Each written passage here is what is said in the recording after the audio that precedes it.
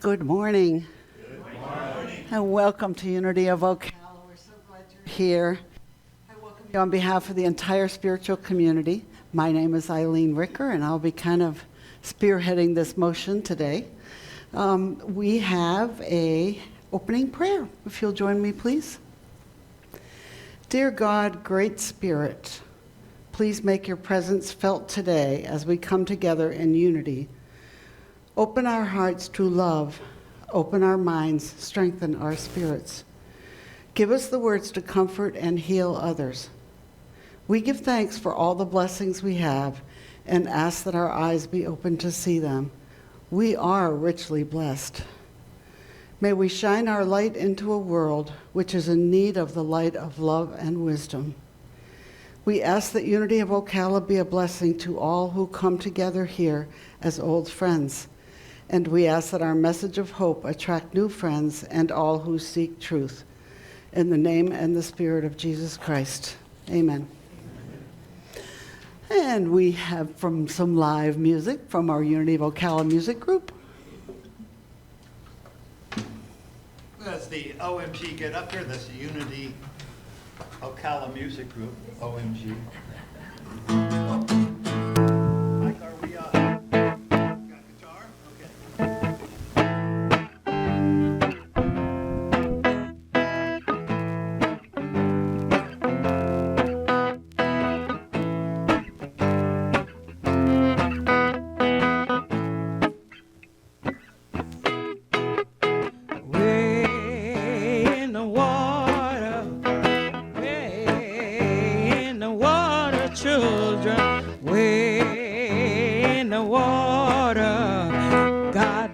Stop the water.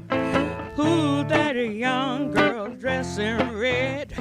Way in the water. Must be the children that Moses led. Way in the water. God don't stop the water. Way in the water. Way in the water, children, way in the water.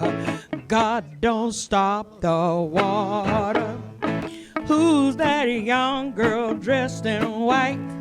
Way in the water. Must be the children of the Israelites. Way in the water. God don't stop the water. Look over yonder, what did I see? A band of angels coming from me. I said, way in the water, way in the water, children, way in the water. God don't stop the water. See that hose dressed in wet, way in the water. Must be the children that Moses led, way in the water. If you don't believe that I've been redeemed, tag on and follow me. I say, way in the water, way in the water, children, way in the water.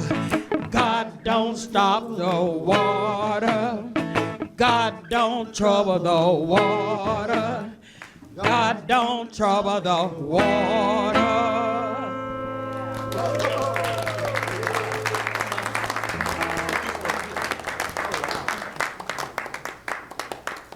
Thank you. Please join me to say Unity's foundational principle. Together, there is only one power, one presence, active in the universe and in our life. God the good, omnipotent. And when we live this principle together, we are a thriving spiritual community, here to inspire one another to realize God's love. Centered in the Spirit of God, we see peace, love, and abundance in an awakening world. The daily word for today, Sunday, February 23rd, is wisdom.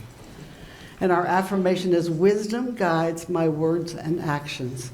Would you like to say that with me? Wisdom guides my words and actions. When I have felt torn trying to decide which way to go or how to handle a trying situation, I may have asked in prayer for insight and guidance. As I have grown spiritually, I have come to realize that any insight and guidance I could need are within me, aspects of my divine inheritance.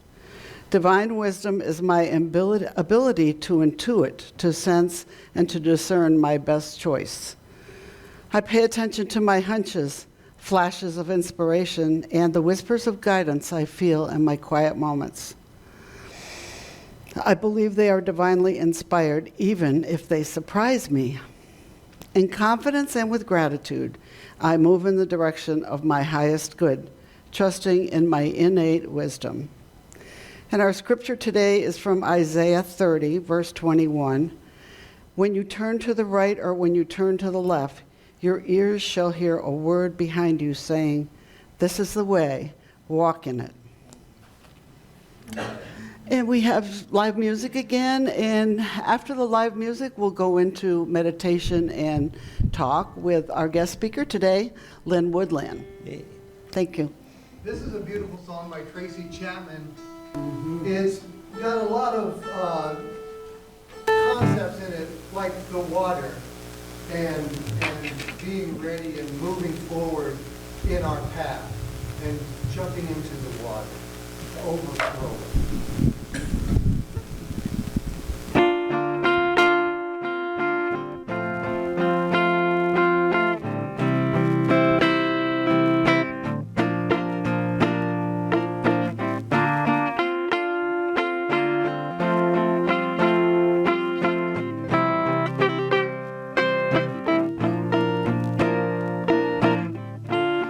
Wake up, know where I'm going.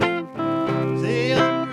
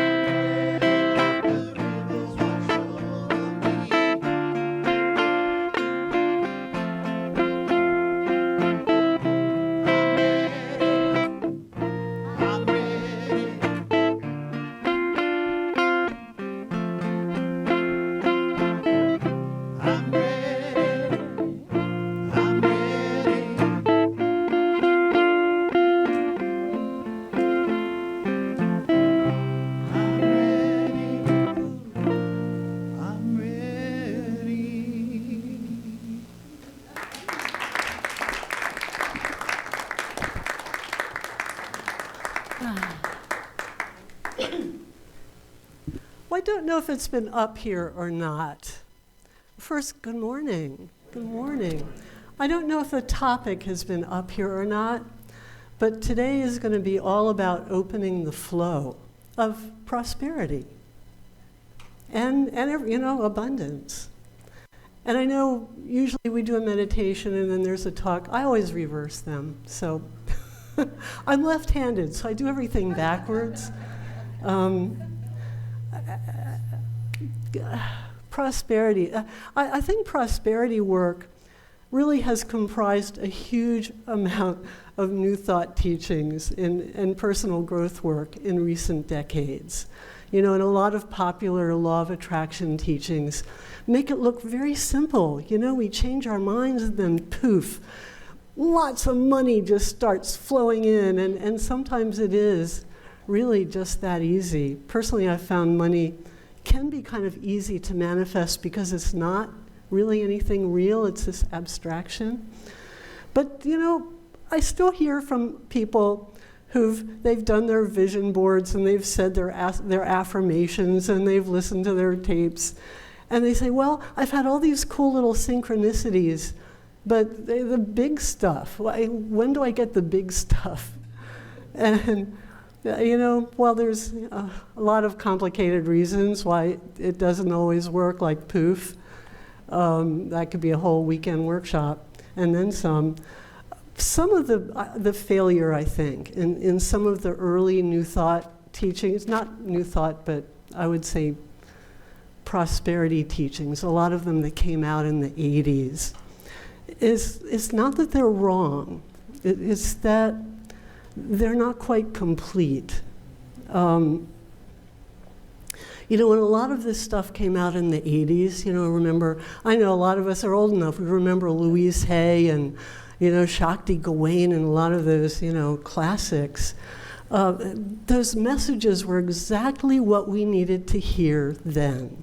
They were important. They taught us, first off, that loving ourselves is not a selfish thing. It's important. It's necessary. They taught that we can impact our reality with our state of mind. Our consciousness is that powerful. That was new back then. And all these popularized teachings kind of started putting it out into mass consciousness. And they also taught us that it's okay to want more, because truly we live in an abundant universe. There is no limit when we start to tap into spirit. And these are really important lessons, and they fit with those times. But I think that in the last 40 years we've evolved. We've gone past the "I want what I want and I can have it" message to more of "we're all in the same boat" message. And a lot of early law of attraction teachings didn't necessarily show us how to come together to create prosperity for all. And as humanity is evolving, I think that becomes more and more important. The collective experience now really is urging us to have a collective experience, to not separate ourselves, to, as one wins, we all need to win. And to prosper in these times, more and more and more needs to be in a way that takes everyone along. Especially those of us who I think kind of learned in some of our upbringing it's better to give than receive. We're learning that it's okay to receive and everybody can come along with us. So I think there's also a way that some of the early teachings that, kind of get us locked away with our meditation tapes and our copy of The Secret and doing our thing and our affirmation journal.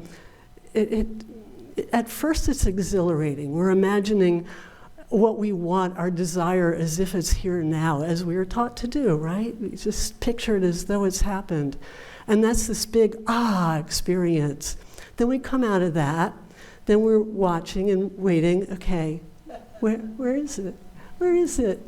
Why don't I see it yet? It's not here yet. Oh God, it never works for me. It becomes and that's a downward spiral that really is the opposite of a powerful manifesting state. And it's very singular. It can keep us kind of locked into more of a me consciousness than going into that bigger we consciousness.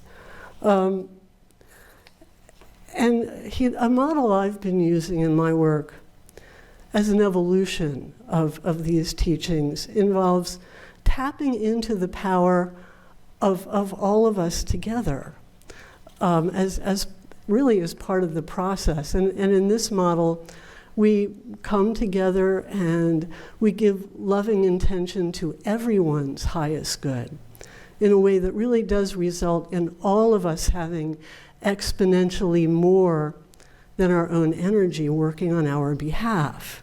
There's an amplifying effect that happens. And that's the experiment we're going to do today. We're going to create prosperity today in our spiritual work here. But before I get into that, I want to share a little bit of my own story with prosperity, my own journey, because it's very personal to me, super personal. In the early, something that really I've had to struggle with for much of my life. And in the early 80s, a lot of years ago, I actually helped to found and was the first director of the Baltimore Center for Attitudinal Healing. And that was based on Jerry Jampolsky's model for people dealing with serious illnesses, especially kids. And he drew these principles of attitudinal healing from A Course in Miracles. And you've simplified these, 3 massive volumes into these 12 easy, simple principles, taught children and adult caregivers to practice them together, and saw all kinds of miracles happen. And I was told, that's when I got interested in miracles.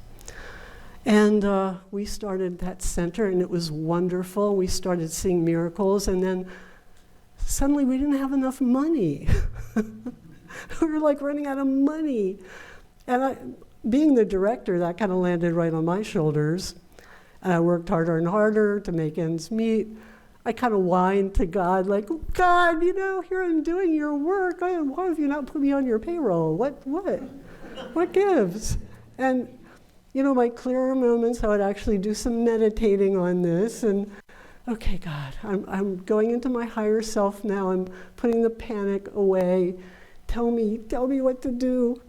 And I did get this awareness of a previously overlooked total double standard I held related to money. And I thought I believed in the principles of attitudinal healing. It teaches everything is love, giving and receiving are the same. But I acted as though those principles didn't really apply to the real world of money, finances.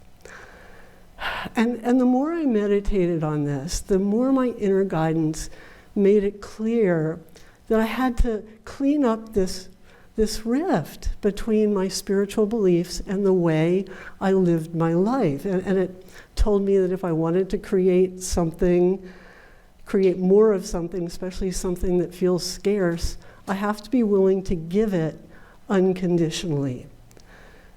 And I struggled with the practicality of that in my situation. Like, I want to create more money, but I don't have money. How am I supposed to give money unconditionally when I don't have money? And this guidance started, and we're going to be working a lot with that whole inner wisdom thing today, because, it was pouring in at that time, and we'll work with that some too. The more I meditated, the louder and pushier my guidance, my inner wisdom got.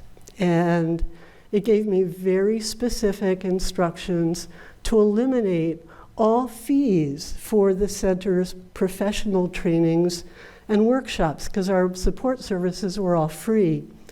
Now, that was the only way we made money.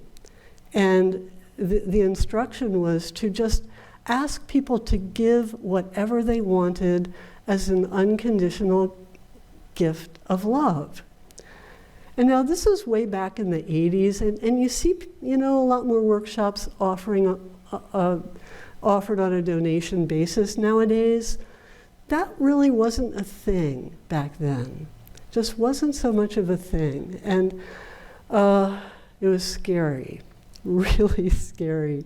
My guidance reassured me that the center will prosper this way, and so will the givers. But I was like, oh, no, okay. Now, I was also directed to tithe 10% of my personal income. And what's more, to tithe 10% of the center's income. Now, tithing, I'm sure a lot of you have heard of tithing. It's an ancient practice of giving 10% of whatever we earn, whatever comes in, giving it away to our source of highest inspiration, giving it up. And the more specific my guidance got, the more freaked out I was. In fact, I took it to my board of directors. I decided, okay, I'm going to put this out there. And the board was this lovely group of very spiritual ladies. We were at one of their houses for our meetings. And money can touch people's deepest charged emotions. By the middle of that meeting, we had these lovely ladies screaming at the top of their lungs. There was rage flying every which way. The only thing that cooled it down a little bit was like the house dog came over to the woman who was yelling the loudest and actually peed on her leg. And we all just went, oh! It kind of stopped things. It put out the fire. And somehow they let me do it. I don't know how that happened. But then, what happened was totally miraculous. Not only did people come and actually give generously for these events that they didn't have to give anything for, but the number of people who showed up doubled. Now, some people gave a lot less than our old fee, but some people gave a lot more.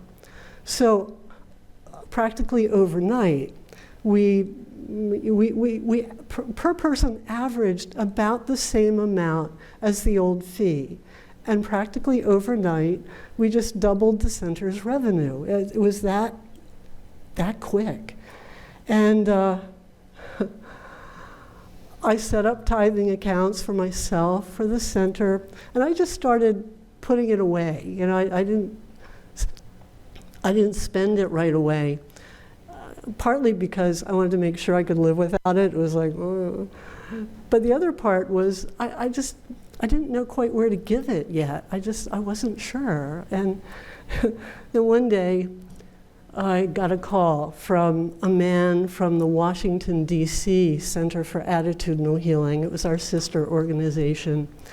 And he said, do you have any idea where we could raise, how we could get $1,000 by tomorrow to send this very exceptional young man, a teenage guy who wanted to go on this peace tour with Jerry Jampolsky, which is something he was doing back then, traveling the world with kids, talking about peace. And my knee-jerk reaction was, $1,000, especially back then, as poor as I was in the 80s, that was a lot of money. That was a whole lot of money. I responded automatically, no. I have no idea where you'd find that much money. No, I'm so sorry, bye. And then it just occurred to me, maybe I should look at how much I have in the tithing accounts. And wouldn't you know, they added up almost to the penny, $1,000. So with both excitement, joy, and panic, kind of floating around in my gut, I called him back and said, yes, I'll give it. I got that nudge, that inner wisdom nudge. It just something about it. I mean, it scared the heck out of me, but something about it felt right. And I gave it. Miracles followed. It was amazing. Nobody had ever just given the center, big gifts of money. But all of a sudden, I'd be opening the mail. There'd be a check for $500 or $200 or $300. We started getting these gifts, not as payment for a workshop, but just to support. And here's what really blew me away. I was opening my own mail one day, and I nearly fainted to find a check made out to me personally for $1,000. And it was from somebody who didn't know anything about the tithe I'd given away. She said she was in church praying, and God told her to give me $1,000. It's like, God, finally you've put me on your payroll. I had to struggle a little bit not to just give it all away. Some of us aren't very good receivers. But I realized, okay, receive, let go, receive, let go, receive. And the other thing that happened is that the man who called me from the DC Center, he wanted to meet me. He was so impressed that I just poof, showed up with that money. We got to talking, and he bankrolled it, actually. He supported me in creating my first 5-day intensive. And that became a whole new career path for me. That became pretty much my signature workshop for decades. And who knows how many miracles were created by that young man going all around the world talking about peace, who knows? Who knows? Many miracles came from that. But, I have to say this. There's a real trick to this art of unconditional giving. Because the minute we say, oh, that's cool, I'm gonna give away so God will give back to me. Okay, God, come on, I gave away, come on. It's not unconditional anymore. Unconditional giving is when the giving itself is what makes you happy. Like, I'm just giving somewhere, and I feel so happy about that. I don't care about anything coming back. Just imagine giving just the most marvelous birthday present to your favorite child. You're not waiting for that kid to give you something back. You're just, just loving, seeing their face and the joy, and that fills you. That's enough. That's what unconditional giving feels like. And that's what it always comes back. When we listen to our inner wisdom about that, it's never the voice of fear, like, oh, I can't give that much. And it's never the voice of guilt either, like, oh, I better give more, they're going to think I'm a real cheapskate. It's something else. It's the voice that just comes. It has this little yes attached, this little good feeling, excitement feeling. And I found that, sometimes I'll get that nudge, and then I'll be really scared because I'll try and talk myself out of it. But I remember the original inner guidance was a yes. And that's the thing to listen to and follow. We're going to do some playing with this. And this unconditional giving thing, it always has to be an amount we know we can give. Because I've been doing this ever since I started that. I've made a career out of offering my services, even a 5-day-long intensive, for whatever people want to give me. So I've really learned a lot about this principle. It needs to be an amount that isn't imaginary money, as in, God, as soon as I win the lottery, I'm going to give so much money. I believe, God, I'm going to write 20 million affirmations. and when you give me the lottery, I will give a lot. No, it has to be what you know you can give now, and also the right amount that comes from within. You know, that isn't because some stupid teacher like Lynn Woodland, you know, says do it. You know, it has to come from you, and you know, it has to be the amount that feels really good to give, not the one that plunges us into any kind of financial panic. Now, personally, when I knew I was going to do this, I've given away $1,000 at a time, you know, a bunch of times. Not all that often, but it seems to be my symbol. And what I have, it's always opened some big door. The money tends to come right back, and opportunities open up. And when I knew I was going to do this service on prosperity, I got that nudge again. Lynn, give away $1,000. And I tried really hard to talk myself out of it. I talked to Bill, almost like, we can't do this, can we, Bill? He was like, yes, we can. Yes, we can. Yes, we can. So that's what I'm doing today, because I'm ready. And interestingly, since I made that commitment, my career has actually taken a really big and exciting turn that I wasn't expecting at all. I'm really excited about what's next, and it felt like a miracle in many ways. So this is the experiment I offer to all of us today. I suggest that we all make our offering, you know, because we all give a little something to the church, that we make it our experiment in prosperity. So whatever, I mean, and this is only if you're willing, if you're getting the inner yes to make this an experiment, as opposed to, I had this already in my pocket, as, you know, if you don't get a yes, don't do this, don't do this. But if you're, you know, having that little tingly feeling, let your offering be your prosperity experiment. We're going to go into meditation around this. And whatever amount you thought you were going to give, scratch that, and allow an amount to come from your inner wisdom. Now, it might come up larger than your usual amount. It also might be less, because that happens. And you need to be open to that too, because there will be some reason for that. You may not understand it right now, but you will. So this is about being really open to what our inner wisdom says about giving, rather than what our, you know, financial brain, our scarcity fears, our guilt, to really listen. And then we let the money gift truly be a symbolic gift of gratitude to God for both the blessings we've received, the blessings we have, and the blessings to come, the miracles to come. So if you're ready, buckle up. Here we go. First off, just take a deep breath or two.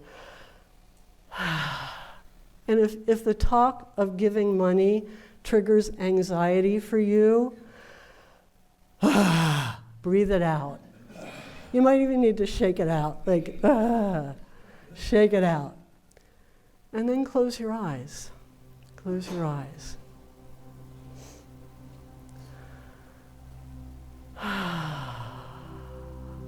And if we've got any soothing meditation music today, this is a good time for it.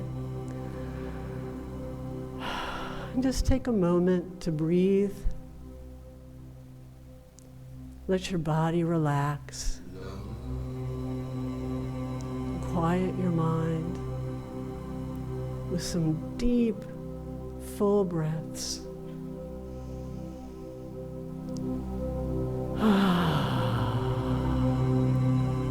Body just sinking into your seat, comfortable, relaxed, easy, gentle.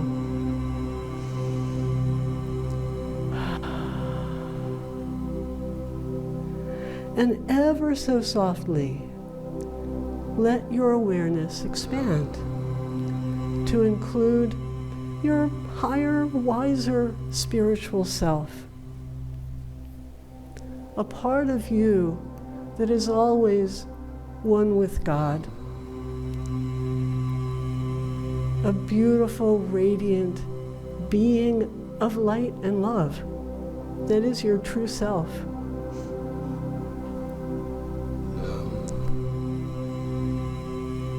And as you just take a moment to take in your magnificence, who you truly are, to relax into that. See the higher selves of all of us in this room, now with you.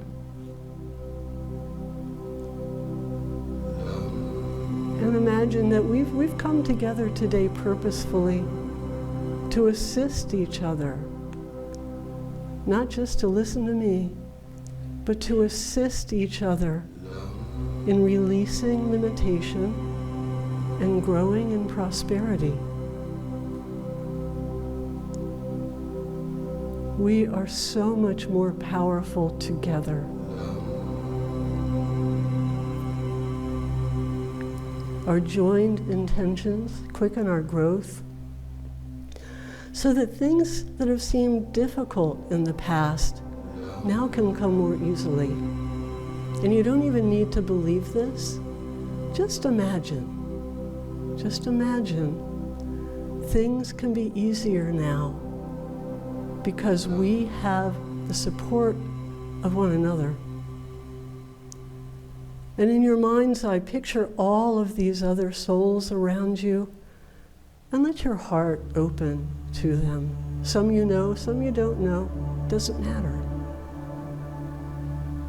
Just send the message to all. I care about you. Be well and prosper.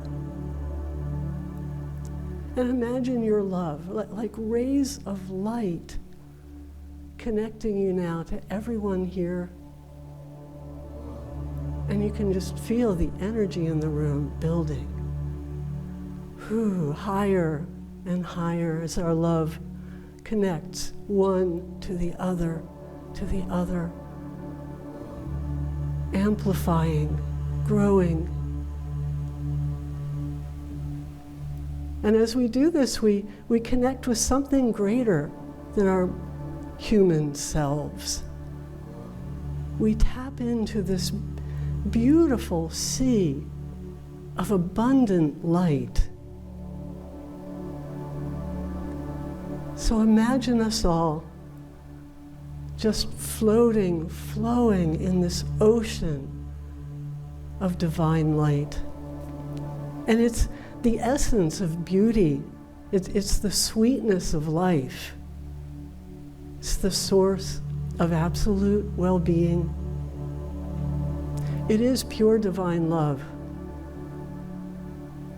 So just lie back, feel yourself held and rocked in this loving, blissful embrace. This is the limitless source, always holding you, always having your back.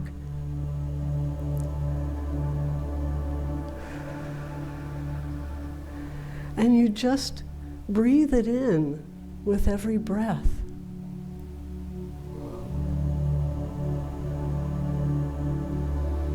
This is all sweetness. You take it in deeply and you let it go deeply as well and freely, because there's always more. This is the abundance of God. And you see that you're drawing deeply from this source. Doesn't make there be any less for anyone else. You can see all the people in this room, all your friends, just floating with you in this limitless supply. Each one able to draw as much as they're willing to receive. And you see that drawing from this doesn't make there be less for anyone else any more than your breathing deeply robs breath from someone else. There is enough. There is plenty. And this limitless source is the substance and the energy that becomes all the tangible manifestations of our good. It's never God's will that we suffer or live in scarcity and fear. God wants only love and well-being for us. And all the pain we experience in life, it just comes from our belief that we can ever be separate from God. So as you relax into this ocean of plenty, just see what it is that you most want more of in your life. Maybe something that's felt scarce. It could be money. It could be anything. Love, opportunity, health, peace of mind, anything. Let your desire come to mind as clearly and joyfully as you can make it, especially the joy that having, doing, being this gives you.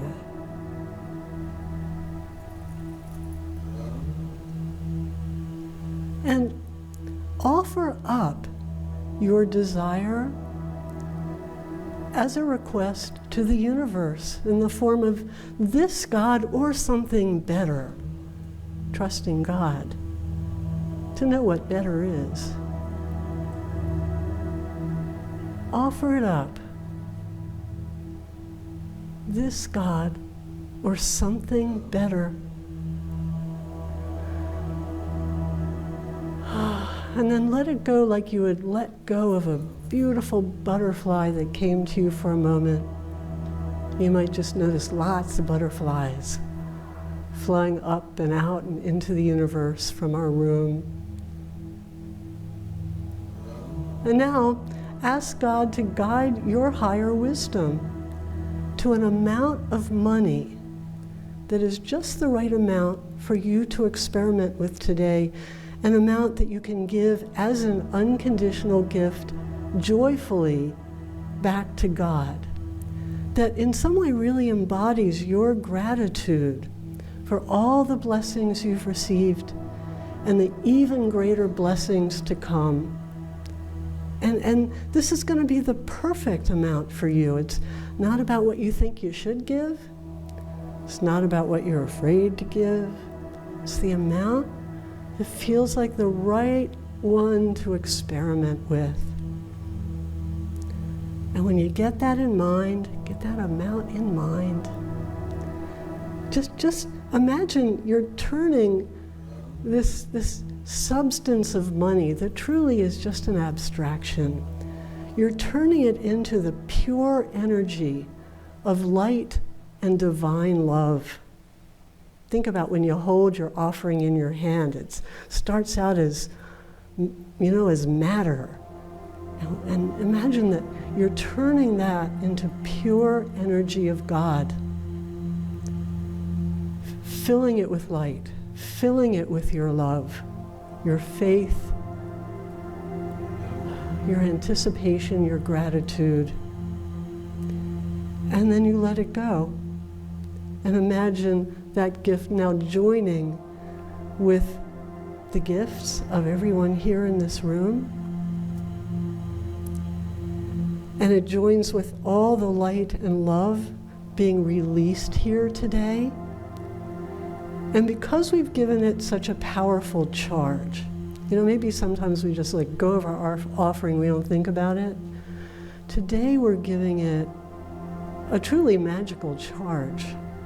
Because of that, as it goes through the vehicle of this church, imagine it amplifying the power of this church to inspire hope, healing, higher consciousness in the world.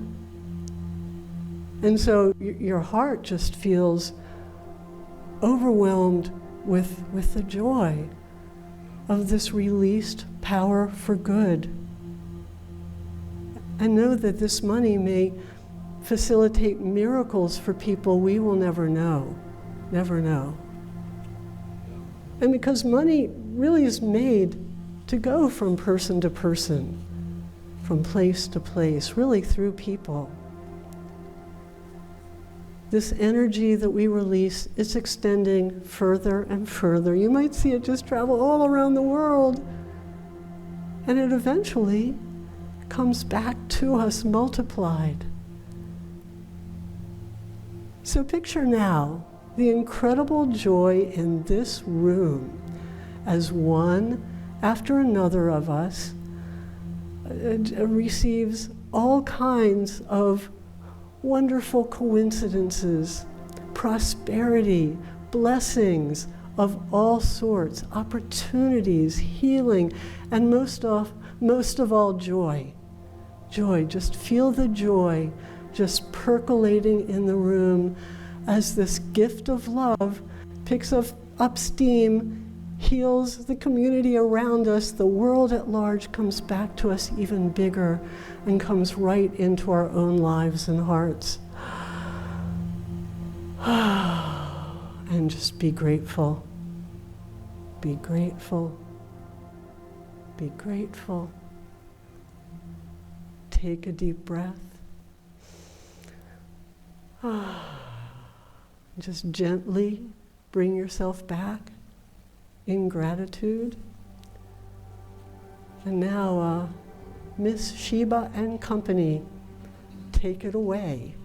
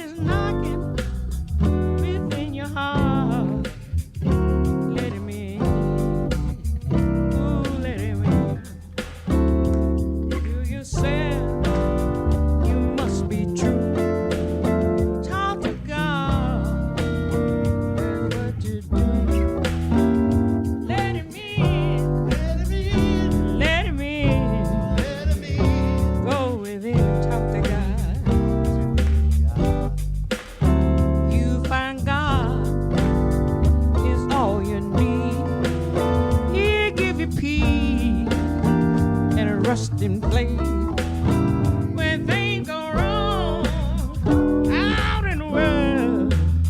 Come on, talk to God. Who talk to God?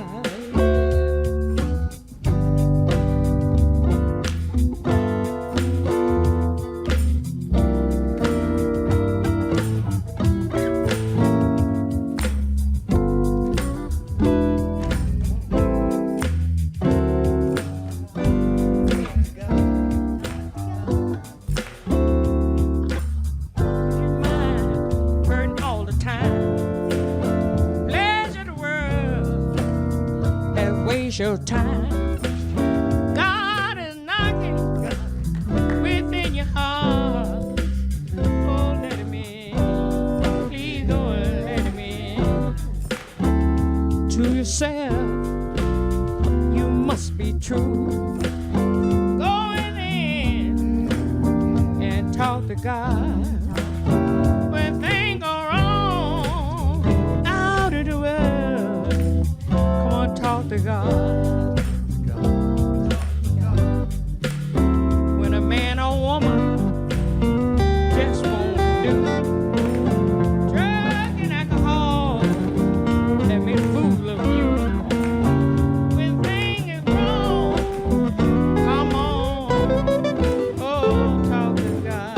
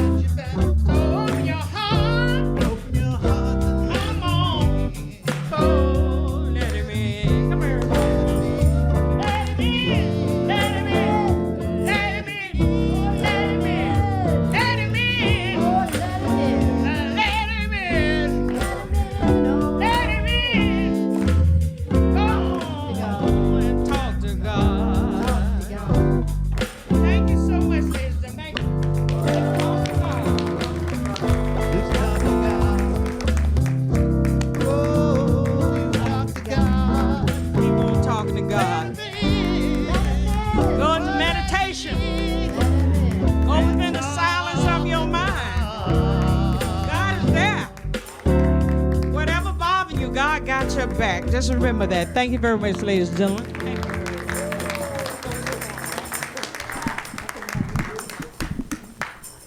Thank you.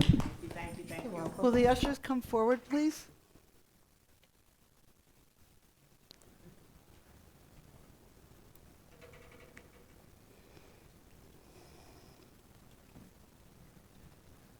We are going to bless those wonderful tithes and offerings that Lynn has been talking about together. Divine love flowing in and through me blesses and multiplies all that I am, all that I have, all that I give, and all that I receive. And I am grateful. The presence of the Lord is in this place. I can feel God's mighty power and God's grace. There's a holy hush around us. I see glory on each face. Surely the presence of the Lord is in this place. Surely the presence of the Lord is in this place. I can feel God's mighty power and God's grace. There's a holy hush around us. I see glory on each face. Surely the presence of the Lord is in this place. Thank you. This is my soul. This is our prayer box here in front of us. Y'all know that's where we put our requests and thanks. I do every Sunday. And they are prayed over every day by our local prayer chaplains. And then they are sent off to Unity Village where they are prayed for another 30 days, 24 hours, 7 days a week. Prayer works. We've got lots of proof in here. Prayer slips are back on the back credenza, and the prayer box will be moved back there after service. We have a couple of prayer chaplains here today. Jim is here, Joanna's here, Peter is here. Did I miss anybody else? Probably. Yeah, Mike Smith, yes. If you see somebody with a purple soul, at least one of them will be up here after service to pray with you or for you. Do we have any children today? No? We got lots of them sitting here. Let's bless ourselves. We love you. We appreciate you. We see you loved, guided, and protected. And we empower you to do great things. Woo-hoo. Do we have any first-time visitors today? I see some folks returning that haven't been here for quite some time if you want to say hey. We'd love to give you a blessing. Let's bless all of us together. We love you. We bless you. We behold the Christ in you. We love you. We bless you. We behold the Christ in you. We love you. We bless you. We behold the Christ in you. Our announcements. We have our gathering circle that meets each Wednesday from 12:30 to 2. All are welcome to join us for a time of fellowship and discussion with meditation. It's a perfect opportunity to make a stronger connection with a group of like-minded individuals. Our annual meeting is coming up Sunday, March the 9th, following the service. God wanted your attention, I guess. Woo! Yeah. So annual meeting is the time that you get to hear the history of the church, all the financial reports. You get to vote on new board members. It's kind of exciting. We usually have a good time. The spring plant sale is coming up Saturday, March 29th. See, Bruce, do you want to say anything, Bruce? Well, I hadn't prepared any comments, but if you have a yard full of plants that might be dug up and divided, It occurs to me that our friends on YouTube and Facebook don't see me till I'm right about here. Hi. Yeah, March 29th, get your plants together. If you're dividing some patches of lilies or border grass or things like that, yards get overgrown. It's Florida, things grow. Dig them up, put them in the pots now so they can root and be ready for March 29th. If you need pots, we have some extras. So yeah, talk to me, or I don't know. There's a lot of people. Shirley loves plants. I mean, Janice loves plants. There's a lot of people around that can help you with your plant needs. Oh, Bill, sorry. Following this morning's service at 11:15, our guest speaker, Lynn Woodland, will hold a time of conversation titled, "Can We Become Spiritual Activists?" So grab yourself something to eat or drink and come on back and hear Lynn. Do we have any other announcements? Shirley? Yes. I just want to remind those that are members of the church, on the back table here, there is a letter of it letting you know about the membership meeting, along with a little form that you need to fill out yearly that Unity Village likes to hear. And Lynn, that was just fabulous. Yes. So for those of you that would like to replay that, Bill does put it not only on our website, but it's also out on YouTube. So you can go in and do that meditation anytime you want. Thank you. Thank you. Anyone else? Okay, I think we have some more music coming up, if I'm not mistaken.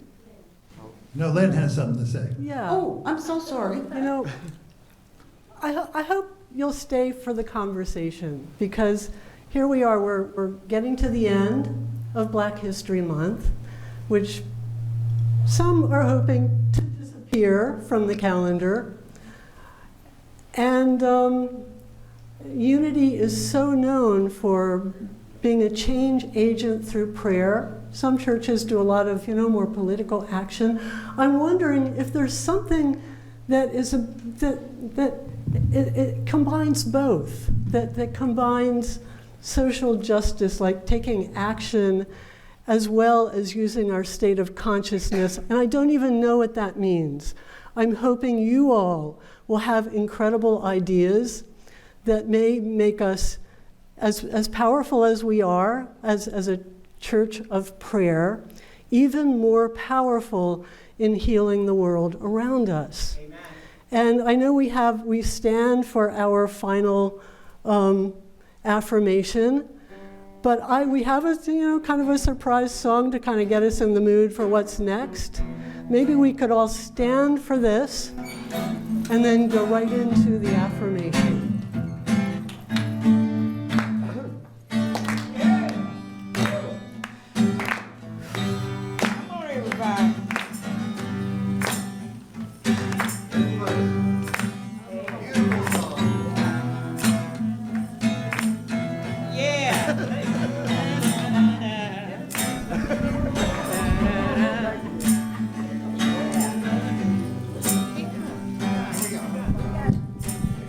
When the night has come and the land is dark and the moon is the only light we'll see, I won't cry, no, I won't shed a tear.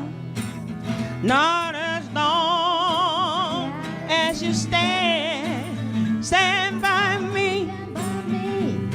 And darling, I said stand by me. Oh, stand by me. Come on, stand. Stand by me.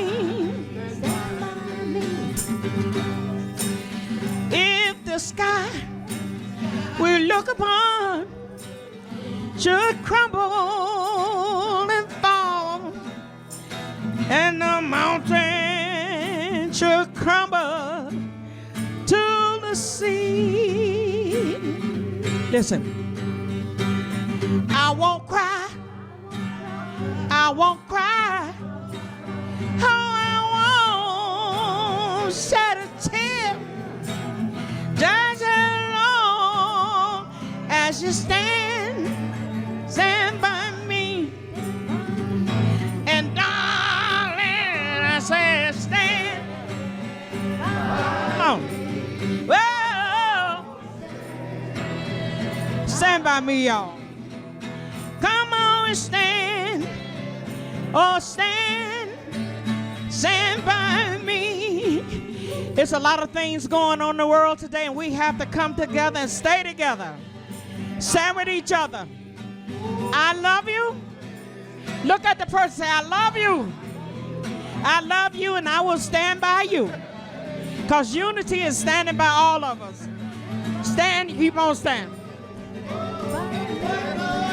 Trouble, stand by me. Oh, stand by me. Come on, stand. Hey, stand by me. Hey. Thank you very much. Stand by me.